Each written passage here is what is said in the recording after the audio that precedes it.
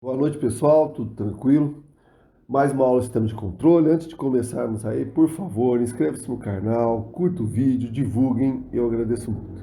Então vamos lá, pessoal, a aula de hoje, certo? Vai falar sobre, ou vou mostrar sobre, certo? O que nós chamamos de diagrama de blocos, tá? Então, na verdade, essa aula é uma aula bastante importante, relativamente simples. Eu vou mostrar onde é que a gente usa, como usa, nós usamos diagrama de blocos e assim por diante. Então, vamos lá. Pessoal, a gente diz que diagrama de blocos é uma representação pictória do meu sistema, certo? Ou seja, na forma de figuras, tá? E diferente de uma representação matemática, que você olha para aquilo lá e fala, meu Deus, né? Que é puramente, né? Tá aqui, ó, que a gente diz que é puramente abstrata, certo? Tá aqui, ó, certo? Diagrama de blocos possui uma vantagem, que é, ela indica ou ela tem uma representação mais realista, certo? Do fluxo de sinais no sistema real. O que a gente quer dizer com isso aqui? Olha aqui essa figura aqui. Aqui nós temos elementos de um diagrama de blocos. Quais são os principais elementos, senhores? Nessa caixinha aqui, pessoal, ou neste bloco, né, propriamente dito, nós temos o bloco operacional, o bloco funcional. Então, aqui vai representado, ele representa a minha função de transferência, certo? Essas flechinhas aqui, ó, certo? Representam sinais, certo? Então, ó, isto está indicando, ó, tá? Que você tem um sinal de entrada. Nesse caso aqui, e aqui, ó, a flechinha indicando outro sentido. Aqui, portanto, um sinal de saída. Então, as flechinhas representam os sinais, certo? Nesse meu diagrama de blocos. Aqui você, então, tem o de S, a minha entrada, e a minha saída, tá? Então, eu consigo representar, como a gente disse aqui, ó, né, de uma forma mais realística, né? Ou realisticamente, certo? Os sinais do meu sistema. O que a gente, né, na verdade, para exemplificar o que eu estou dizendo aqui, é só olhar isso daqui. Então aqui, pessoal, eu estou dando um exemplo, certo, de um controlador PID. Você fala, nossa, Basta, mas eu não sei o que é um controlador PID. Calma, pessoal, na verdade, relaxa. Controlador PID é um controlador proporcional, integrativo, derivativo, certo? Basicamente, o que ele faz? Ele vai fazer praticamente né, o que qualquer controlador faz. Ele vai atuar em um processo, fazendo com que, né, leve esse processo, por exemplo, a estabilidade, tá certo? Então, olha só que legal aqui, ó. A representação matemática dele é essa, ó. O de S é um Kp que é uma constante, certo? 1 mais, multiplicado aqui, né? 1 mais 1 sobre Ti, certo? Essa é a minha constante temporal do termo integrativo, mais TdS, onde Td é a constante temporal ligada ao termo derivativo. Você olha para isso aqui e você fala, ótimo, e daí, né? Representando na forma de blocos, senhores, acho que fica muito legal. Primeiro, tá? Antes de mais nada. Pessoal, olha só. Se nós temos a aplicação de um controle aqui à minha planta, certo? Tá? O meu processo, certo? Só faz sentido ter um controlador se o meu sistema for realimentado, certo? Então, eu estou realimentando aqui o meu sistema. Outra coisa, só para vocês terem ideia do que eu estou falando, vou imaginar que o processo seja o que a gente vai montar durante o curso. Ou seja, eu vou controlar a velocidade, certo?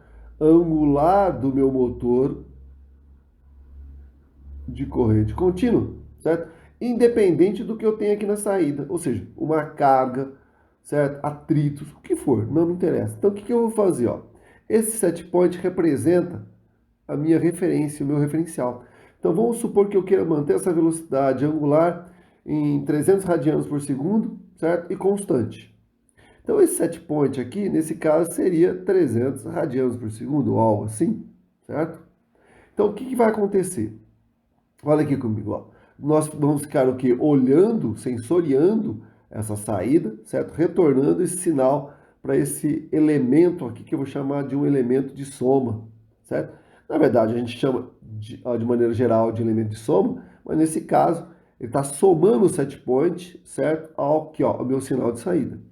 Então, se isso for 300, isso que for 300, senhores, desse sinal aqui, ó, dessa soma, vai sair zero.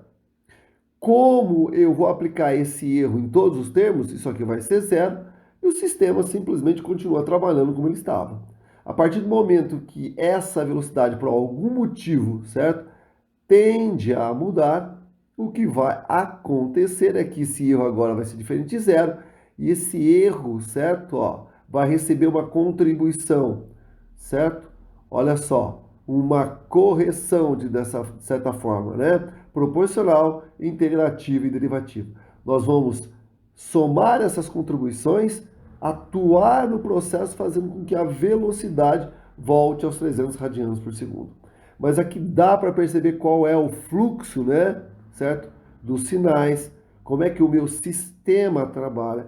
Então é muito mais fácil, de certa forma, representar os meus sistemas, né? Representar, né? De certa forma, né? Na forma de diagramas de bloco ou só olhar a representação matemática. Tranquilo? Assim. Então vamos lá. O que nós sabemos sobre esses blocos ou sobre essa representação toda? Então, a primeira coisa, pessoal, é quais são os tipos, certo? De diagrama de bloco. Como eu já mostrei para vocês, um deles, tá certo? É o que eu chamei de bloco operacional, certo? Funcional principal. Então, ele representa aqui, ó, a minha função de transferência. Então, ele representa a minha função de transferência. Tá aqui, certo? Então, tem, ó, os meus sinais, entrada e saída e o bloco principal, funcional operacional, que representa a função de transferência, certo? Legal? O bloco operacional unitário, pessoal, é quando a função de transferência for 1, né? Então, obviamente, a saída vai ser igual à entrada. Tranquilo? Aqui, continuando, pessoal, olha só, o bloco somador. Então, ó, somador, mas tome cuidado, né? A gente tá falando em soma, tá? Mas aqui, ó, aqui tem uma subtração. Então, eu tenho três entradas, X1, X2, X2 nesse bloco somador. Então, a saída vai ser a soma, ó, cuidado aqui, né, certo? De x1 mais x2 menos x3, tranquilo? O bloco chamado de inversor de sinal, pessoal, é simples, né? Eu tenho aqui, ó, a minha entrada x passando por um inversor, então a saída é menos x. Mais dois deles, então, ó, o chamado de ramificação. Então, se vocês estão lembrados, né, lá naquele primeiro bloco que eu apresentei, onde eu tinha lá o meu PID, certo? Você tinha uma ramificação, porque aqui entrava erro, o erro era jogado tanto para o termo derivativo, aplicado tanto ao termo proporcional, ao termo integrativo, ao termo derivativo. Então, ele distribui sinal igualmente, certo? Tá? Para vários componentes aqui. O bloco detetor de erro também mostrei lá, certo? Então, ó, o que ele vai mostrar para a gente, certo? Aqui, ó, na saída dele é um erro. Então, eu estou realimentando meu sistema com a minha saída Y de S. Eu tenho um set point ou algo parecido aqui, o U de S. Então, daqui, obviamente, vai sair o que a gente chama de um erro, certo? Se essas coisas forem iguais, o erro é zero. Se for positivo, o erro é positivo. Se for, né, o maior negativo, o erro é negativo. Tranquilo? Legal? São os principais, na verdade, que eu vou montar para vocês. O que eu queria mostrar para vocês é um exemplo extremamente simples agora, certo? Como é que eu construo? Então, eu quero, ó, construir um diagrama de blocos, certo? Pode ser de um circuito RC, ou seja, de um circuito elétrico, circuito mecânico, eletromecânico, hidráulico, pneumático, não interessa o sistema de vocês, certo? Legal? Sempre a gente vai partir sempre mesmo do mesmo caminho. Então, a primeira coisa, sempre obter a função de transferência. Então, isso eu já fiz, né? Se for aqui, pessoal, para o meu circuito RC em série, condições iniciais nulas. Então, aqui, certo? A saída em cima, obviamente, do capacitor. Então, eu tenho a equação de entrada. A tensão de entrada é a soma da tensão, né, no resistor no capacitor. Se vocês quiserem escrever isso de outra forma, é só tomar cuidado, né? Ó, certo? A tensão no capacitor é a tensão de entrada menos a tensão no resistor. Depois eu mostro por que eu estou colocando isso aqui para vocês, certo? Bom, então, ó, se eu subtrair a tensão de entrada menos a tensão no resistor, eu tenho, obviamente, tensão no capacitor. Mas, por enquanto, vamos continuar aqui, certo? Substituir, equação da saída tensão no capacitor. Legal? Para obter a função de transferência, o que eu faço? Laplace na entrada, Laplace na saída e simplesmente vou dividir a saída, a Laplace da saída pela Laplace de entrada, certo? Então, o meu resultado aqui, ó, eu já mostrei em outras aulas, é a minha função de transferência para a saída em cima do capacitor é 1 sobre RCS mais 1. Pessoal, a primeira coisa que eu quero destacar é o seguinte, certo? Toda vez que vocês tiverem funções de transferência do tipo 1 sobre um tal, opa, certo? Um tal S mais 1, legal? Essa função de transferência é chamada, ou é dita de primeira ordem. A gente vai brincar com isso mais tarde, né? Quando é primeira, quando é segunda, o que é que muda, certo? Só estou destacando isso agora, já para ir acostumando vocês com os termos. Legal? Tranquilo? Então, a partir, ó, de obtida a minha função de transferência, senhores, tá certo? Então, meu G de S, eu posso montar um diagrama de bloco de uma forma bem simples. Então, ó, um sinal de entrada, um sinal de saída, certo? E a minha função de transferência, que nesse caso é 1 sobre RCS mais 1. Essa é a única forma de representar, certo? Na forma de diagrama de bloco do meu circuito RC em série? Não. Então, nós temos, senhores, o que nós chamamos de diagramas equivalentes, certo? Ou seja, nós podemos representar o circuito RC, o meu sistema, de várias maneiras, tá? Não de uma única. E, obviamente, se todas forem feitas de maneira certa, elas estarão certas, não tem uma diferença. Por exemplo, aqui, ó, nós fizemos a nossa representação do circuito RC dessa forma. Tá errado? Não. Perfeito. Posso fazer desta forma? Posso, porque, olha só, pensa comigo aqui, ó, certo? O que eu mostrei agora há pouco lá para vocês, tá? Se eu pegar a tensão de saída e subtrair a tensão no capacitor, dá tensão no resistor. Então, o que eu estou dizendo aqui, ó? Então, ó, eu subtraí a tensão no, ó, de entrada, menos a tensão do capacitor, deu a tensão de saída. Se entra a tensão no resistor, sai corrente. Então, olha que legal aqui comigo, ó, como isso não é difícil, né? Então, qual é a função de transferência aqui, ó? Então, aqui vocês têm a corrente e aqui vocês têm a tensão no resistor. Vocês sabem que a tensão no resistor é R e de S. Então, qual é a função de transferência mesmo aqui, ó? Só para esse bloco, vai ser a saída, que é I de S, sobre a entrada, que é V de R. Então, isso dá exatamente 1 sobre R, que é o que a gente colocou aqui nesse primeiro. Então, a função de transferência que liga a tensão e corrente é 1 sobre R, está aqui. Sai corrente, essa corrente vai para onde? Para o capacitor. Se eu fizer a mesma coisa, a função de transferência que liga a tensão no capacitor, que é a minha saída, a minha corrente, é 1 sobre CS. Certo? Vou realimentar o meu sistema, então, aqui, ó, entrando, certo? No meu elemento de som. Essa forma também pode ser usada? Pode. Dessa forma eu posso reduzir para essa? Posso, certo? E é isso que a gente vai fazer agora, tá? Como a gente pode, na verdade, a partir de, às vezes, né, de um diagrama, né, de blocos extremamente extenso, condensar ele, ou vice-versa, legal? Então vamos lá. Então o que eu vou mostrar para vocês agora é isso, né? Redução, né? Ou como trabalhar com esses blocos. Então, primeiro aqui, pessoal, bloco em série. Então, o que eu tenho aqui é uma sequência de blocos operacionais ou funcionais, todos em série. Então, ó, entrada X, saída X1, esse X1 entra em X2 e assim por diante, certo? Se vocês quiserem substituir esses três blocos, senhores, funcionais por um único bloco funcional, é simples. Uma única entrada, uma única saída, e tudo isso representado pela multiplicação. Então, ó, pelo amor de Deus, né? Ó, cuidado com isso, pela multiplicação das funções de transferência de cada um dos blocos. Fácil? Tranquilo? Pessoal, e se eles tiverem agora, ó, blocos em paralelo? Então, eu tenho aqui, ó, meu IDS. Aqui eu tenho uma ramificação, ó, certo? Passando por uma G1 e uma G2. Somando os resultados, obviamente, dando uma saída. De novo, se eu quiser, ó, certo? Substituir esse paralelo para uma única equivalente, agora é a soma de G1 mais G2, tá? Então, cuidado com isso também. Agora, então, série multiplicação, das funções paralelo à soma das funções de transferência.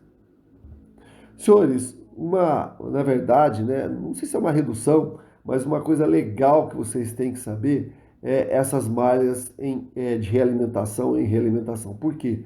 Como eu estou trabalhando com teoria de controle e eu quero controlar algo, aplicar um controlador, não faz sentido se o meu sistema não for realimentado, certo? Não, pelo menos com precisão. Eu sei que nós temos controladores on-off, é simplesmente liga e desliga. Eu não preciso ter necessariamente um retorno, uma realimentação. Mas não faz muito sentido algumas vezes, certo? Então tá aqui, ó. Isso difere de um paralelo, isso não está em paralelo, pelo amor de Deus, certo? Então eu tenho lá, ó, lá da minha saída, o sinal retornando, certo? Então o que que eu tenho aqui, ó? Vamos pensar em termos do motor de corrente contínua, legal? Aqui eu tenho meu motor, aqui eu tenho a minha velocidade angular, certo? Aqui é a entrada, que é a tensão aplicada ao motor. Você fala, pô, então ó, estou realimentando, certo? O meu sistema com velocidade angular. Você diz, pô, mas não pode, por quê? Se isso aqui for tensão, isso aqui for velocidade angular, gente, não tem como somar ou subtrair essas coisas. Nós só somamos ou só subtraímos quantidades físicas de mesma unidade, ou seja, tensão, tensão, velocidade, velocidade, aceleração, aceleração, temperatura, temperatura e assim por diante. Então, na verdade, eu quero que vocês entendam o que representa essa minha H de S na maioria dos casos, certo? Olha o que a gente vai fazer. Então, para medir essa velocidade, a gente vai usar um taco gerador, certo? Então, o que eu estou fazendo aqui é pegar a medida da velocidade angular, certo?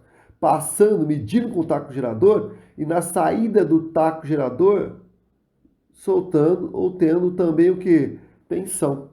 Proporcional, obviamente, a essa velocidade angular. Então, agora, se estão tensões, eu posso subtrair, certo? Eu posso, então, né?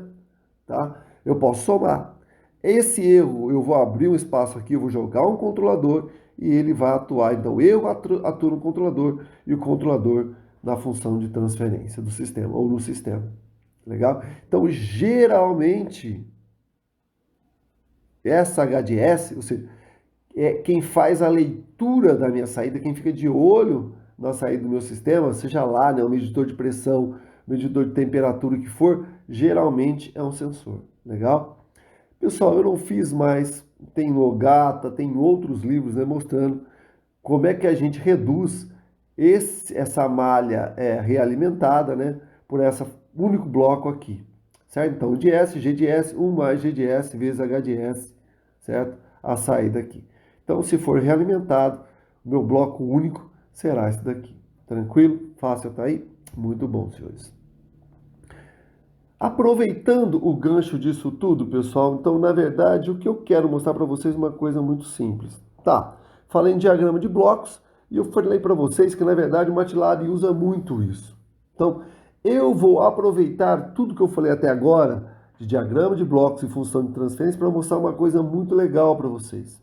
Senhores, dada uma função de transferência como essa daqui, ó, certo?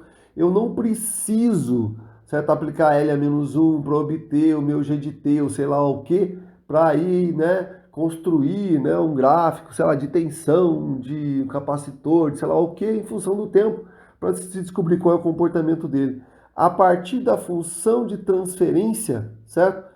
Sabendo quais são os meus sinais de entrada, eu consigo saber qual é o comportamento. Então, olha que legal, ó. Eu só, né, fiz isso, né? Eu peguei o de S e passei multiplicando. Então, ó, a minha saída, certo? O que eu quero saber como se comporta, certo? Depende da função de transferência e de um sinal de entrada. Então, gente, ó, se nós aplicarmos sinais conhecidos, certo? Eu saberei se realmente ou qual é realmente o comportamento do meu sistema físico, certo? Obviamente, esse comportamento atrelado a esse sinal específico de entrada. Legal? Você fala, mas como é que eu faço isso?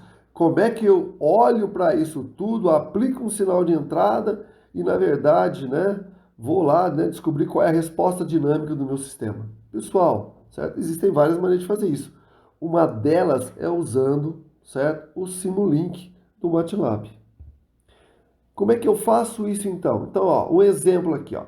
Dada a função de transferência para um circuito RC série, construir sua representação no Simulink. Então, eu quero construir a representação, né, ó, certo? Ó, construir sua representação no Simulink e testar o comportamento da saída para um sinal de entrada, ó, tipo degrau unitário, que nós chamamos, ou nós vamos chamar de step, né? Eu vou fazer uma aula só como testar, senhores, certo? Sistemas de primeira e segunda ordem e o que esperar dessas respostas.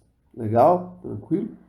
Então devemos lembrar que as condições iniciais nulas, né? Carga inicial igual a zero, legal? E assim por diante, tá? Então vamos lá. O que nós sabemos?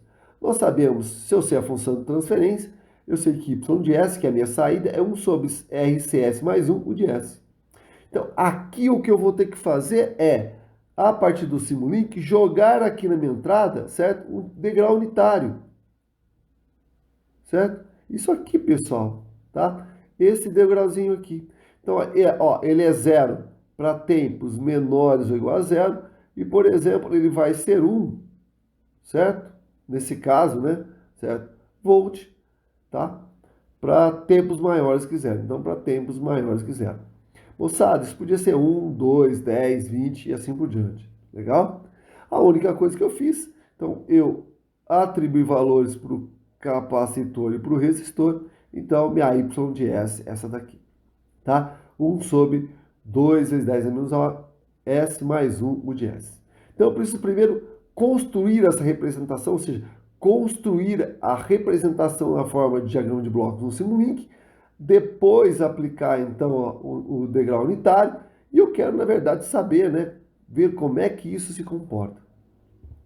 Pessoal, ó, olha só, então aqui tem uma figura, senhores, né, do Simulink, no MATLAB. Então, na verdade, né, eu preparei uma aula só falando um pouquinho sobre esse início, certo? De como se trabalhar com o Simulink. Né? Lá no material de vocês tem outros links para vários materiais, né? Então tem muita coisa sobre o Simulink hoje, certo? Então precisa dar uma olhada. Então, de forma simples, então o que eu vou fazer? Eu entro, acesso o MATLAB, certo? Acessando o MATLAB, senhores, eu vou acessar o Simulink e vou criar aqui, ó, uma área de trabalho. Agora na forma de blocos, certo? Tá? Eu tenho a área de trabalho inicial do MATLAB, onde eu trabalho com linhas de comando, estou programando. No Simulink é basicamente a mesma programação, só que aqui, na verdade, eu estou trabalhando na forma de blocos. Então, o que eu tenho aqui? Olha que legal, ó, certo? Eu tenho um bloco principal. Você fala, mas onde encontra esse bloco principal? O Simulink, senhores, tem uma biblioteca. E eu vou mostrar tudo isso para vocês. Então, nessa biblioteca, ó, certo? Tem várias pastas onde eu encontro, né? O controlador, o bloco principal e assim por diante. Aí é só pegar, arrastar e jogar ele na área de trabalho, certo? Então, na aula eu vou explicar tudo isso. Feito isso, pessoal, ó, então eu quero aplicar um sinal step, certo? Tá? Vou mostrar também. E, obviamente, então, essa vai ser minha entrada, certo? Ó, o de T, tá? Legal? E aqui, senhores, eu tenho a minha saída. Então, aqui, ó, eu acrescentei um osciloscópio, certo? Para ver a minha Y de D, como T varia. Tá aqui, pessoal, ó, certo? E como certo esperar. Aqui, na verdade, no osciloscópio não vem escrito, mas obviamente isso é Y de T, tensão no capacitor por tempo, certo? Inclusive, em uma das aulas, eu vou ensinar realmente, né, como exportar isso, né, como transformar isso num gráfico de verdade e assim por diante. Mas só para observar, olha que tranquilo, né? Quando você liga o seu circuito, certo? Isso aqui na verdade representa o quê? Eu ligando a minha fonte, certo? Jogando 1 volt, podia ser 10, 20, o que for, tá? A tensão no capacitor vai de 0 até o valor máximo. Porque quando a tensão máxima é atingida no capacitor, a tensão no resistor é nula. Então toda a tensão aplicada, toda a queda de tensão aplicada está sendo aplicada em cima do capacitor. Então, simples assim, fácil assim, certo? Então, o que eu peço para vocês agora é que assistam a aula, certo? Onde eu monto passo a passo isso no Simulink, mostro coisas bastante interessantes sobre o Simulink. É uma aula só introdutória, mas vale a pena, tá? Pessoal, por essa aula aqui é só. Agradeço muito, certo? Então, assistam aí, por favor, a aula sobre Simulink. Legal? Então, abraço, pessoal. Até mais.